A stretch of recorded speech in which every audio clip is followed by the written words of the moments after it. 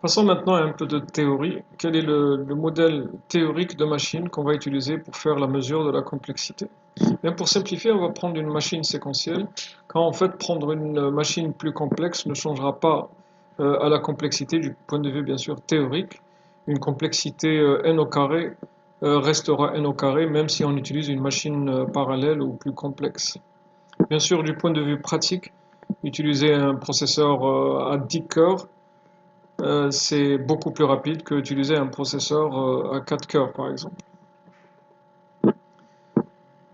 Le premier type d'instruction qu'on va étudier, c'est la séquence. Donc nous avons un algorithme qui est composé de deux parties ou de deux instructions qui sont exécutées l'une après l'autre. Le temps ou la complexité de A est égal tout simplement à l'addition des deux complexités ou bien des deux temps d'exécution des deux parties. Si par exemple la partie J dure 2 secondes et que celle-ci dure 3 secondes, ça veut dire que notre algorithme là va s'exécuter en 5 secondes. Nous avons le deuxième type d'instruction, c'est l'alternatif. Notre algorithme est composé de la condition if, ensuite si, ensuite nous avons une condition, alors si cette condition est vraie, on exécute J, sinon on exécute K. Dans ce cas-là, l'algorithme va d'abord exécuter la condition C, il va l'évaluer, donc ce qui est représenté ici par TC de n, c'est le temps d'exécution, ou bien d'évaluation de cette condition. Si cette condition est vraie, il va exécuter J, sinon il va exécuter K, et pas les deux en même temps. C'est pour cela qu'il n'y a pas d'addition ici. Donc là, on va distinguer deux cas, ce qu'on appelle le pire cas, et donc le temps maximal, ça sera le temps d'évaluation de C plus le maximum entre les deux, et le temps minimal, c'est ce qu'on appelle le best case ou le meilleur cas, ça sera le temps d'évaluation de la condition C plus le minimum entre les deux. Le troisième type d'instruction, ce sont les boucles. Donc notre algorithme A est composé d'une boucle qui va se répéter nb fois. Donc nb c'est le nombre d'itérations et b donc c'est le bloc à exécuter. Donc là, le temps d'exécution de A, ce sera nb fois la complexité ou le temps d'exécution de B. Si B dure 2 secondes et qu'il est répété 5 fois, donc 5 fois 2, ça fait 10 secondes. Le dernier type d'instruction qu'on peut rencontrer dans un algorithme, c'est la récursivité. Et pour cela, on va établir la formule de récurrence, puis on va la développer et déduire la complexité. Ceci, on va le voir dans des exemples par la suite. Alors revenons maintenant aux opérations élémentaires et à la définition de la complexité. Donc on a dit que la complexité T de n est égale au nombre d'opérations élémentaires exécutées par un algorithme en fonction de la taille du problème n.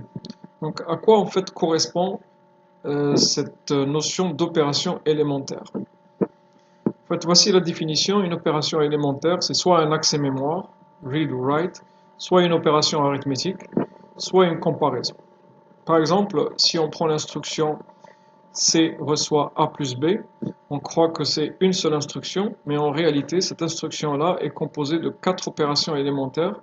Il faut d'abord accéder à la mémoire pour chercher la valeur de A et B, donc de read, ensuite faire l'addition, et une fois donc que le résultat est obtenu, on accède à la mémoire pour écrire la valeur obtenue dans C. Donc nous avons deux read, une addition, une opération arithmétique et un write. 4 opérations élémentaires.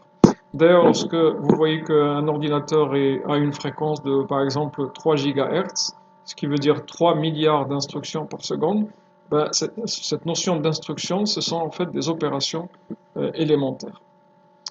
Voilà, la question qu'on va se poser maintenant, est-ce que pour analyser la complexité d'un algorithme, est-ce qu'on est obligé de décortiquer les instructions d'un algorithme pour trouver les opérations élémentaires? Par exemple, si on prend l'instruction for, et c'est une instruction complexe, nous avons une initialisation, une comparaison, une condition à évaluer pour sortir ou pas de la boucle, l'incrémentation, etc. En fait, on va voir qu'on n'est pas obligé de faire tout ça. Si dans un algorithme, on arrive à comprendre ce qu'il fait, et je vous conseille de le faire, à chaque fois que vous avez un algorithme à analyser, à trouver sa complexité, je vous conseille d'abord de comprendre comment il fonctionne, Ça vous permettra de repérer ce qu'on appelle les opérations fondamentales. Et ensuite, vous aurez juste à analyser uniquement les opérations fondamentales. Si on prend par exemple l'algorithme de recherche d'un élément, dans un algorithme de recherche, l'instruction la plus importante, c'est la comparaison. On compare les éléments du tableau avec l'élément recherché. Dans un tri, nous avons les comparaisons et les déplacements. On compare les éléments du tableau entre eux et ensuite on les déplace à leur place correcte. Lorsqu'on fait un algorithme de multiplication, par exemple de matrice, là il faut travailler ou bien analyser les additions et les multiplications.